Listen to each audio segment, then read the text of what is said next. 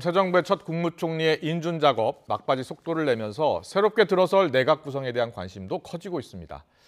또 지방선거를 앞두고 최대 승부처로 꼽히고 있는 경기도지사 선거에 여야 후보들이 속속 출사표를 던지면서 대선 이후 잠시 가라앉았던 전국 분위기가 다시 달아오르고 있습니다.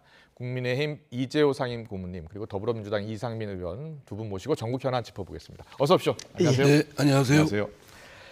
새 정부 첫 총리 이야기부터 좀 해보겠습니다. 여러 인사가 물망에 올랐는데요. 지금 한덕수 전 총리가 유력한 것으로 지금 꼽히고 있습니다. 두 분 다 잘 아시죠? 예. 예. 어떻게 전망하세요?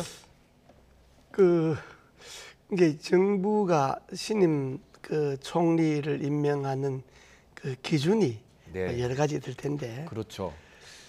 정치를 좀 더 변화를 중심으로 개혁적이고 좀 더 정치판을 좀 새롭게 만들겠다 이런 구도가 있으면 좀 새로운 인물, 정치권에 알려져 있지 않는 새로운 인물을 이제 등장시키는 거고, 예. 그러지 않고 임기 초에 무난하게 전국을 잡음 없이 무난하게 끌고 가겠다 이렇게 하면 이제 경험 있는 이름이 있는 사람을 쓰는 건데, 아마 윤석열 당선인이 후자를 택한 것 같아요. 이제 국회 인준도 있고 또 민주당이 아무래도 거대 여당이니까 예. 민주당하고 관계도 있으니까, 그렇죠. 노무현 정부 때 총리도 하고 경제부총리도 했고, 맞습니다. 또 그러고 이명박 정부 때도 주미 대사까지 했고, 예. 한 그런 어떤 외형으로 보면 무난한 분이죠. 사람이 또 원체 또 인품이 있고요. 덕만 있고 무난한 분이고, 이제 윤석열 당선인이 전국 운영 기조를 어디에다 두느냐, 방점을 어디에 두느냐에 따라서 인선이 달라질 수 있는데, 지금 아마 한덕수 총리 후보로 거의 확정되는 것 같은 분위기인데, 그냥 국회 청문회도 그러고 민주당이 자기네들 옛날 정부 때 총리했으니까 꼭 그런 인연이 있는 건 아니지만은 특별한 하자가 없는 한은 민주당도 동의해주지 않겠는가. 그렇군요. 윤석열 당선인이 경제 통합형 인사를 하겠다, 그런 총리 후보를 물색하고 있다는 이야기가 들렸는데, 그 점에 방점이 있고 특히 이제 안정적인 국정 운영을 하겠다라는 그런 의미가 담겨 있는 것 같다라고 이야기해 주셨는데, 여러 가지를 고려했을 때 일단 국회 인준이 있어야 하고 또 민주당이 동의하는 후보여야 하는 그런 상황이어서 한덕수 전 총리 지금 지명될 가능성이 높은가 봐요. 국회 인준도 무난하게 통과할 것 같습니까? 한덕수 전 총리, 노무현 정부 참여정부 때는 부총리를 했었죠. 경제부총리를 했었고, 맞습니다. 그 이후에 정부에서 또 총리도 했고, 주미대사도 했고, 또 무역협회 회장도 해서 두루두루 경륜을 갖춘 분이고 인품도 아주 훌륭한 분으로 저도 잘 알고 있습니다. 다만 이제 이분의 역량이 잘 발휘될 수 있도록 하려면, 그러면 윤석열 당선인이 대통령에게 지금 현재 집중돼 있는 권한 상당 부분을, 말하자면 국정의 상당 부분의 권한을 총리와 각 부처 장관들에게 이양을 해야 된다. 물론 이제 법적으로야 대통령이 총지휘를 하는 감독이긴 하지만, 대통령은 외교와 국방 또는 미래 아젠다 같은 그런 큰 굵직굵직한 그런 부분에 기노 갖고 가는 부분에 대통령의 리더십을 발휘하고, 국정에 국민들의 삶과 관련된 그런 내용들이 있지 않습니까? 또 이해관계가 부딪힌다든가 산업정책이라든가 이런 부분들은 총리 되시는 분에게, 총리에게 실질적으로 권한을 이양하고 각 부처 장관에게 해야 윤석열 정부의 성공을 가늠할 수 있겠다. 근데 만약에 그냥 실무형 총리로 생각하고 모든 결정은 말하자면 작은 청와대로 했다고 하지만 만기칠남식으로 대통령이 다 하면 그거는 실패는 보나마나 뻔합니다. 그렇군요. 우리가 정부에 있어 보면 총리가 특별히 좋은 사람은 인품이 있거나 무난한 사람이 온다 그래서 정부가 꼭 제대로 운영되는 건 아니에요. 지금 우리 존경하는 이상민 의원 말씀하셨지만은 윤석열 정부에 대한 기대가 있지 않습니까? 국민들이. 그렇습니다. 뭐 더구나 예. 제왕적 권력을 내려놓기 위해서 청와대에서 나와서 용산으로 가겠다까지 참 그 극적 발표를 했는데, 그러면 국민들이 윤석열 정부는 지난 정부와 다른 모습을 인사에서부터 보고 싶어 하는 거죠. 그렇군요. 좀 획기적인 예. 거. 그런데 그거는 방금 말씀하셨지만 좀 총리를, 어쨌든 국회라고 하는 것은 현존하는 야당 권력이 잡고 있잖아요. 네. 그러면 야당 권력도 배려해서 통합, 그야말로 국민 통합을 바라니까 이번 초대 총리는 나는 국회에 추천권을 주겠다. 국회가 여야 협의해서 추천해주면 한 2배수나 3배수 추천해주면 예, 예. 그 중에서 내가 한 명 임명하겠다든지, 이런 좀 뭔가 지난 정부와 다른 모습, 그리고 내각도 우리가 최종 인선하지만은 국회에서 여야가 다 장관 후보에 적게 간 사람들을 꼭 현역 의원이 아니더라도 예, 예. 추천해달라. 그럼 그 추천을 놓고 우리가 인사위에서 검증을 해서 여야 골고루 그야말로 협치가 될 수 있도록, 국민 통합이 될 수 있도록 구성하겠다. 초대 네. 내각을 좀 이렇게 나가면 국민들이 아, 윤석열 정부가 뭐가 다르구나, 그렇군요. 지난 정부가 다르구나 이렇게 생각할 예. 텐데, 그냥 용산으로 집무실 옮긴다는 것만 갖고는 집무실이 옮겨진 거지 달라진 게 별로 없잖아요. 예, 예. 용산에 가서 맹 대통령 권한 그대로 누리고 있잖아요. 그래서 우리 국민들이 윤석열 정부에 기대하는 거는 뭔가 지난 정부와 다른 새로운 모습으로 나라를 이끌어갔으면 좋겠다 그렇군요. 하는 그 기대를 충족하는 데는 좀 부족한 인선이고, 네. 그냥 무난하다고 보면 그냥 그렇군요. 무난한 인선이고. 이재호 고문께서 이제 중요한 말씀을 하셨는데, 그러니까요. 사실은 그와 같은 취지, 제왕적 대통령을 해체해서 그야말로 민주적 그리고 분권형, 그리고 그것이 곧 스마트한 정부 역할을 할 것이다. 그렇기 때문에 지난번 이제 대선 과정에서도 이재명 후보가 네. 책임 총리제, 특히 그 국무총리에 대한 국회 추천제, 지금 말씀하신 그거거든요. 그럼 국회에서 여야 간에 합의해서 2, 3배수로 추천을 했을 경우에는 상당 부분 협치의 기반을 구축하게 된다고 저는 네. 생각됩니다. 그런데 이제 이번에는 그렇게 좀 안 하는 것 같아서 네네. 다소 아쉽습니다. 이재명 후보도 대선 때 책임 총리제와 국무총리 추천제를, 국회 추천제를 제안을 했고, 그거를 대선 과정이지만 윤석열 후보 당선인이 오히려 수용을 해서 실행을 하면 아주 정치 발전에 상당한 큰 선례가 될 것으로 기대가 되는데, 그런 과정이 좀 없는 것 같습니다. 국회에서 현재 민주당의 의석이 다수니까 국회에 추천하라 그러면 민주당 사람 추천할 것 아니냐 이렇게 생각할 수 있는데, 예, 여야 합의를 2, 3배수 그럼요. 추천하면 뭐 여당에 가까운 사람도 있을 것이고 여당에 가까운 사람도 있을 것이고, 그렇죠. 그야말로 인물 본위로 추천하게 되니까, 예. 그럼 그 중에서 대통령이 봐서 아, 이분이 적격이다 하는 사람을 고르면 되니까. 그렇겠네요. 추천 자체를 인수위에서 밀실해서 그냥 인수위원들끼리 모여서 한다든지 이렇게 하면 지난 정부와 인사가 뭐 별로 다를 게 없지 않느냐. 네. 이제 이런 것 때문에 그 자체, 그러면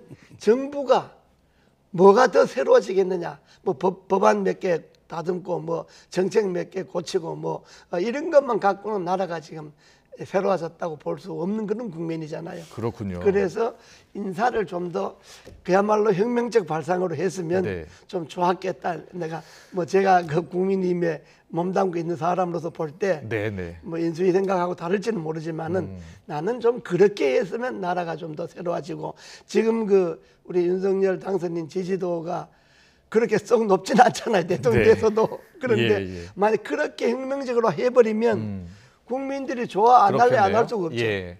여야가 언제든지 또 다수당이 바뀔 수도 있는 문제고, 앞으로 또 선거가 또 대선이 있을 수 있고 하니까 아예 이번에 국회에서 총리를 추천하는, 네. 여러 명 추천하고 그런 그 대통령이 결정을 하는, 그렇습니다. 아주 좋은 방안 같네요. 예, 네, 그렇습니다. 알겠습니다. 내일 모레 일단은 발표할 것으로 보이는데요. 지켜보겠습니다. 그리고 이제 안철수 인수위원장이 이제 기자회견을 열어서 총리직을 고사하지 않았습니까? 그러면서 지금 이제 총리 후보 지명 속도를 내고 있는 모습인데요. 안철수 위원장의 앞으로의 행보, 지금 여러 이야기가 나오고 있는데 내년 당권 도전으로 모이고 있거든요. 어떻게 전망하세요? 이번에 총리를 뭐 사양한 거는 그건 잘한 거고요. 네. 안철수 후보가 아직 나이도 있고 자기도 정치적인 미래가 있으니까 급히 간다고 목적지에 도착하는 게 아니잖아요. 아, 예, 예. 때로는 천천히 가기도 하고 그렇군요. 쉬어 가기도 하고 그래야 되니까 예. 지금은 안철수 그 위원장으로서는 좀 천천히 쉬어가는 그런 기간으로 봐야 되니까 네. 아마 한 1년 이제 합당도 해야 되니까 예, 예. 합당하고 1년도 안에 그 당의 분위기도 좀 보고 당에서 자기 발판도 좀 넓히고 예. 그렇게 해서 내년에 당이 좀 새로워진다면 내년에 그 당권 도전을 할 수 있는 기회도 오는데 당이 새로워지지 않고 그냥 물리적으로만 합당해 놓고 국민님 구조 그대로 간다면 당권도 어렵죠. 그렇군요. 예.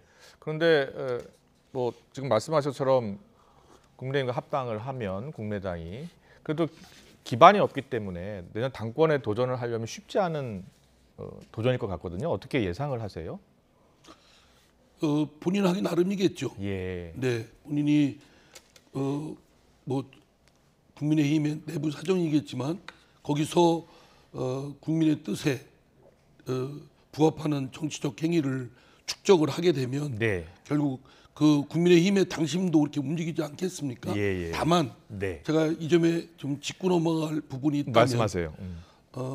굳이 미주알고주알 하지는 않겠지만 지난 대선 과정에 상당히 국민들로부터 신뢰를 깎아먹을 만한 그런 우왕좌왕 왔다 갔다 한 행보를 보였습니다. 뭐 단일화와 관련해서 뭐 그거에 대한 감정이 뭐 있다고 해서 그 표시를 하는 건 아니고요. 예, 예. 그런 부분이 본인이 갖고 있는 대국민 신뢰에 대한 자산을 깎아먹은 부분이 있기 때문에 이를 복원하고 회복하는 데는 많은 노력을 좀 해야 될 것이다라고 생각합니다. 네. 안철수 위원장이 당권에 도전하면 여러 가지를 보여줘야 될 거 아닙니까? 그렇습니다. 예. 예. 어떤 점을 좀 보여줘야 될 것 같습니까? 안철수 그 위원장이 지금까지 우리나라는 아직까지 양당제니까 네. 우리가 지향해야 될 점은 다당제이긴 하지만은 양당제인데 한 번도 그 큰 정당에서 거대 정당에서 정치 생활을 안 해봤지 않습니까? 그렇습니다. 그렇게. 예. 뭐 이제 군소정당에서 대표를 하고 뭐 아, 본인도 여러 가지 한계를 많이 느꼈을 그렇습니다. 거예요. 그래서 예. 이번에 합당을 하면 좀 제대로 된 큰 정당에서 자기의 정책 입지를 좀 구축해야 되니까 아. 어떤 주변에 의원들하고 좀 많이 친해야 되겠죠. 네. 예. 그런데 당장 이준석 대표하고 그렇게 친하지 않아서 예. 어떻게 넘어가세요? 이준석 대표 지역구가 같잖아요, 노원. 두 분의 캐릭터가 제가 이렇게 보면은 예. 굉장히 재미있습니다. 네. 보는 관전자 입장에서는 썩 그렇게 통 큰 분들 같지는 않아요. 그래서 예. 좀 싸워도 좀 아주 멋진 그런 그 경쟁 구도가 되면 예. 좋겠는데 뭐 이렇게 지지지진 아주 뭐 이렇게 하여튼 그런 모습을 좀 보지 않을까라는 예. 점에서 한편은 흥미롭기도 하지만 한편 좀 이렇게 좀 찌질한 그런 싸움에서 넘어서서 통 큰 정치인의 모습을 두 분 다 보여주길 바랍니다. 안철수 위원장하고 이준석 대표 사실상 또 차기를 보면 경쟁 관계 아니겠습니까? 뭐 그렇게 예. 봐야죠. 예, 예. 정치라는 게 미래는 알 수 없지만은 현재 상황으로 봐서는 경쟁 관계라고 보는데 네. 안철수 위원장이 국민의힘과 합당을 한다 하더라도 이준석 대표를 상대로 해갖고 뭘 정치를 하려 그러면 안 되고 네. 이준석 대표는 이준석 대표대로 그냥 존중하고 하도록 놔두고 본인은 본인 스타일로 정치를 해야지. 네. 그러지 않으면 지금 그렇지 국민의 당이 의원이 3명밖에 없잖아요. 그렇습니다. 그것도 예. 뭐 지역구는 지역구 다 없죠. 비례인가 그러죠. 예. 그거는 안철수 위원장이 갖고 있는 개인적인 정치적 무게에 비해서는 네. 너무 좀 그 의원 규모가 적죠. 적어도 그렇습니다. 안철수 위원장 되면 한 30명 국회의원이 같이 있어줘야 이게 정치가 되잖아요. 어차피 네. 정치는 함께 하는 거니까 혼자 하는 게 예, 아니니까. 그러니까 국민의힘에 들어가서는 합당하면 자기의 그런 취약점을 잘 반성하고 네. 좀 주변을 넓히는 본인의 정치력에 달려 있다는 그렇습니다. 말씀이시네요. 그 작업을 하면? 해야죠. 예, 알겠습니다. 또 하나의 관심은 이번 대통령 취임식 때 윤석열 당선인의 배우자 김건희 씨가 어떤 모습으로 어떻게 등장할지 여부도 관심이에요. 일단 뭐 윤수 위원장, 박주선 위원장은 당연히 참석할 것이다 이렇게 이야기는 했거든요. 어떻게 예상하세요? 그 통례에 따라서 그 통례대로 하면 될 거라고 생각됩니다. 뭐 예. 유별나게 그걸 달리 바라보는 것도 적절치도 않을 것 같고 또 달리 그렇게 또 예우하는 것도 있을 리가 없을 것 같고 그냥 통례대로 네네. 그냥 그 위치에 맞게끔 적절한 처신을 하기를 바랍니다. 네. 그렇습니다. 이제 선거 과정에서는 표의 영향이 있으니까 호불호에 따라서 표가 오고 안 오고가 차이가 있으니까 막 공개적으로 드러나지 않는 것이 이제 좋겠다 해서 그런 처신을 했는데 취임식은 어차피 대통령이 됐고 대통령 부인이면 사실이잖아요. 그 개인이 뭐 호불호를 떠나서 그러면 대통령 취임식에 대통령 부인이 참석하는 건 그건 당연한 거고 그건 뭐 특별한 의전이 없습니다. 대개 뭐 관례대로 대통령 부인이 그냥 대통령 옆에 앉아 있는 건데 뭐 특별히 무슨 뭐 인사를 하는 것도 아니고 그러니까 그냥 뭐 자연스럽게 참석했다 가는 거죠. 뭐. 네, 알겠습니다. 지방선거 얘기 좀 여쭤보겠습니다. 지금 지방선거 여야 후보들 좀 출사표 계속 던지고 있는데요. 유승민 전 의원도 오늘 출마 선언을 했고 김동연 전 부총리도 출마 선언을 했습니다. 그런데요. 민주당 이야기부터 좀 해보겠습니다. 민주당에 이재명 상임 고문과 가까운 분들이 적극적으로 뛰고 있는 것 같아요. 본인들이 뭐 출마한다는 게 아니라 뭐 송영길 대표도 찾아가고 해서 여러 가지 이야기를 전하는 모습이 이재명 후보의 생각을 전하고 있는 것 같고 밖에서 보기에는 그래서 민주당이 지금 이재명의 민주당으로 바뀌고 있다 이런 이야기 많이 나오고 있거든요. 어떻게 당내 분위기는 어떻습니까? 뭐 더불어민주당이 어느 특정인의 정당이라는 건 있을 수 없죠. 그건 뭐 사유화된 정당이 아니고 공당이니만큼 뭐 당연히 그 공적 시스템과 원칙하에 이제 운영되는 거니까요. 다만 지금 이제 그 경선 과정에 이재명 후보의 캠프에 활동했던 인물들이 뭐 경기도지사 후보라든가 또는 서울시장에 뭐 송영길 대표를 추천한다든가 뭐 이런 움직임이 있지만 당내 뭐 이재명계가 본격적으로 전면에 등장했다. 이거는 조금 과장된 표현입니다. 뭐 그거는 그렇게 그다 이재명 후보가 또 뭐 진두지휘하고 뭐 이런 있을 리가 없거든요. 그렇죠. 어떻게 보셨어요? 저는 그 원칙적으로요. 이 지방선거는 지방도 광역의 자치단체지 않습니까? 광역정부지 않습니까? 우리나라는 이제 행정이 3단계니까 중앙정부 있고 광역정부 있고 기초정부가 있는데 그런데 선거 때가 되면 국회의원 했던 사람이 또 지방자치단체장 하러 가고 또 지방단체장 하던 사람이 또 국회의원 하면 또 국회의원 선거하고 이렇게 한 사람이 여기저기 선거에 출마하고 그러니까 맨날 정치권에 그 사람들끼리 뱅뱅 돌잖아요. 그러니까 새로운 인물이 출연을 못 하잖아요. 맨날 그 사람들이 대통령 출마했다가 도지사 출마했다가 뭐 또 도지사 출마했다가 국회의원 출마했다가 그러니까 정치권에 좀 이름이 있거나 좀 경험이 있는 사람들 그 사람들끼리 돌아가면서 해먹는 거잖아요. 국회의원 하고 뭐 도지사 해먹고 시장 해먹고 군수 해먹고 그러니까 이런 거는 원칙적으로 바람직하지 않습니다. 지방자치단체는 나는 내가 맡는 지방을 어떻게 임기 동안 이끌겠다는 철학을 갖고 충분한 연구 검토를 하고 출마를 하는 그런 전문인이 돼야지. 단체장 행정가잖아요. 인사 예산을 갖고 있는 거지 않습니까? 국회의원하고는 다릅니다. 그러면 여기에 내가 내 지방을 위해서 내 전부를 걸겠다 뭐 이런 생각들을 갖고 해야지. 대통령 출마했다가 경선에 떨어지고 나서 뭐 다음 총선까지 할 일 없으니까 또 지방 등으로 한번 나가볼까 뭐 이런 생각은 갖고 한다는 거는 바람직하지 않다고 보고 특히 이제 또 이번 지방선거 끝나고 2년 있으면 국회의원 선거 하잖아요. 그럼 이번 지방선거에 시장, 군수, 뭐 도지사 된 사람들이 2년 후에 또 그 그만두고 또 국회의원 또 나와서 그럴 거 아닙니까? 이런 게 이어지잖아요. 네. 이거는 한 번은 우리 정치판이 뭔가 좀 뼈를 깎는 아픔을 감수하고 이런 시스템을 좀 바꿔야 됩니다. 바꿔야 네. 되는데 이번에도 뭐 여러 군데서 이제 현역들도 나오고 전적들도 나오고 뭐 하는데 경기도가 관심이 많이 않습니까? 그렇습니다. 예. 뭐 두 분 다 훌륭하신 분들이긴 한데 네. 두 분 다 뭐 여야 간에 예. 과연 그 지역에를 위해서 얼마나 준비가 되어 있는 건지 그런 건 좀 따져봐야 되겠죠. 그렇군요. 예.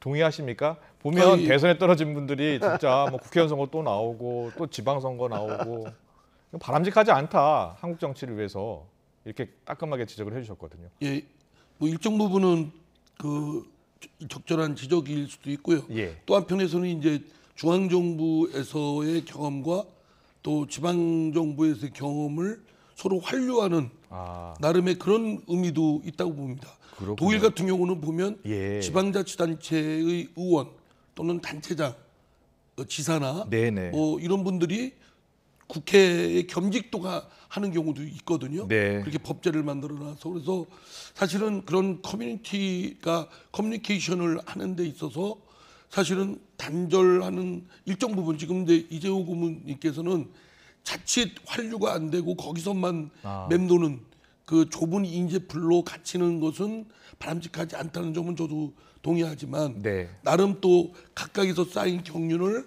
다른 곳에서 이렇게 또 활용토록 그런 하는 것 점도 또한 있네요. 또 예. 일정 부분 순기능이 있다고 생각됩니다. 알겠습니다. 오늘도 우리 정치권의 쓴소리 여야를 넘나들어 이게 쓴소리 해주신 두 분께 오늘 말씀 여기까지 듣겠습니다. 잘 들었습니다. 고맙습니다. 감사합니다. 네, 감사합니다.